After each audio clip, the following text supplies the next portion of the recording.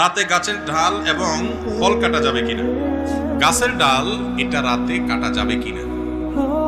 আমাদের গ্রামাঞ্চলে অনেক মা বোন এখনো রাতের বেলায় কোনো ফল ফসল ছিঁড়ে না, বলে যে এটা ছিঁড়লে ক্ষতি হয়, সমস্যা হয়। এগুলো সম্পূর্ণ ভুয়া কথা, ভিত্তিহীন কথা। আপনার যখন দরকার তখন ছিঁড়তে পারেন, সেটা দিনেও হতে পারে, রাতেও হতে পারে। অনেক মা বোনরা এরকম আছে, আমি নিজেও দেখেছি যে একটা লাউ ছিঁড়ে দিবে, ছেলে ঢাকা যাচ্ছে নিয়ে যাবে, বলে না না রাইতে এখন ছিঁড়া যায় না, সকালে ছিঁড়তে হবে। এইগুলো আমাদের মন গড়া মাসালা, কোরআন হাদিসে এরকম কোনো কথা বলে নাই।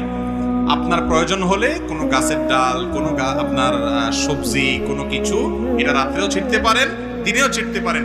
ইসলাম যেটা বলে নাই সেটা নিজের থেকে যদি বলেন সেটা কুসংস্কার, সেটা কখনো কখনো বেদাত হয় এবং বেদাতের ঠিকানা জাহান্নাম হয়। ডেঞ্জারাস কথা। আল্লাহ রাসূল যা বলেন নাই সেই কথা মন গড়া বলা যাবে না, দরকার হলে রাতেও ছিঁড়ে